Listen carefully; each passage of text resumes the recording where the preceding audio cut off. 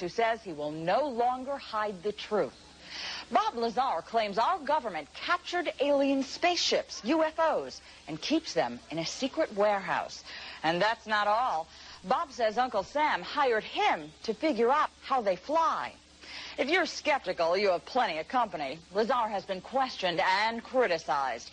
He even had to take a lie detector test, and that's when some people started believing him. Dan Housley has the inside report. The man who wants to blow the lid off what could be the greatest story never told, and the people who seem to be trying to stop him.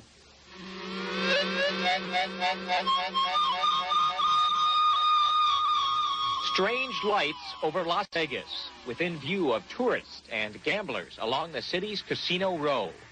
What are the odds these are alien spacecraft out for an evening spin?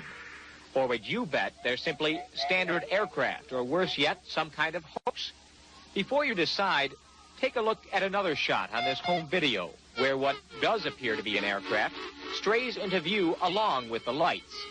Strange things like this have been appearing over the Nevada desert for years.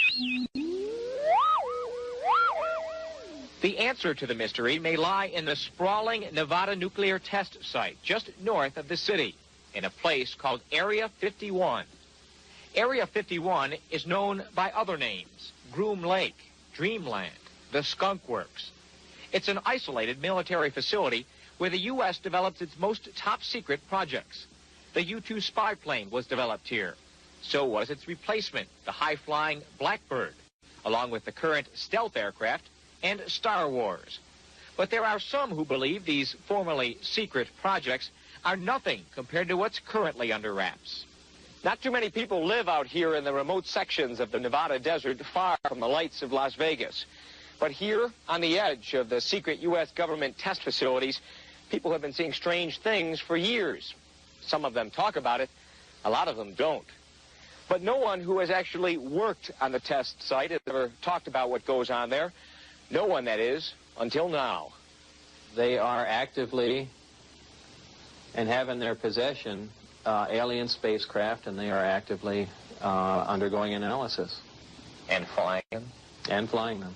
Bob Lazar is an engineer and physicist who says he worked on flying saucers for the U.S. government at Area 51. He drew these sketches of one of 9 different saucers he says the government has in a secret warehouse. Lazar gave the saucers each names according to their various shapes: Top Hat, the Sport Model, the Jello Mold. Called in to help figure out how they work, Lazar says the saucers are powered by an antimatter generator, fueled with an element which he says could only have come from another planet. They set up and produce their own gravitational field. Just as the Earth holds all matter down, they produce that same field, but out of phase, and it repels itself. The effects that can cause, the way in which everything operates is by all intents and purposes, magic. I mean, it is so far beyond our level of technology. Now, before you toss Lazar on the pile with all the other UFO wackos, understand that he willingly agreed to take a lie detector test, requested and independently arranged by a Las Vegas reporter. Terry Tavernetti is the ex-cop who administered the test. If he's lying, he ought to be in Hollywood, because he gave absolutely no physiological indications of attempting deception. Lazar says he was referred to his government job by Dr. Edward Teller, the renowned scientist who helped develop the atomic bomb. But in a rare interview with Inside Report, Teller insisted he doesn't know Lazar, or at least doesn't remember him. I think it appears that someone's trying to wipe him out. George Knapp is the Las Vegas TV reporter who first aired Bob Lazar's amazing claims. He says he ran into unusual problems just trying to look into Lazar's background. Though Lazar claimed to have once worked at the Los Alamos National Laboratory, government officials denied they knew anything about him. But when Knapp came up with a phone directory listing Lazar's name, Los Alamos grudgingly admitted he had spent some time there. Officials at the hospital where Lazar was born even denied the simple fact he was born there, until Knapp tracked down the doctor who delivered Lazar. I find Bob to be credible, and the main reason is because the story hasn't changed. It's stayed From the beginning, it's been the same. It hasn't expanded like some of these UFO tales you hear. It's been the same. And we've been through a lot of different interview sessions, many on camera, many more off camera. And it stayed exactly the same, consistent.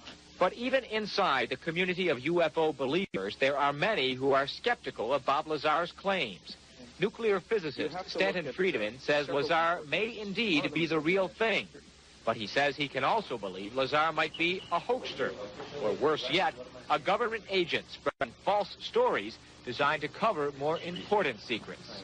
I find Bob Lazar as somebody who isn't silly, who doesn't say totally stupid things, who comes across well. But I certainly, until I get verification, cannot endorse the legitimacy of what he is saying. Bob Lazar says he quit his job working on the government saucers when his bosses began harassing him because he was letting others in on the big secret. But now that others are greeting his claims with skepticism and outright hostility, he says he wishes he just kept his big mouth shut.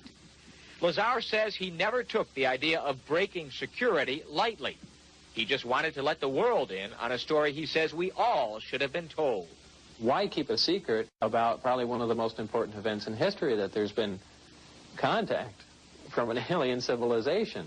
It's a significant event in history, more significant than anything. Could be. We'll see. Well, this is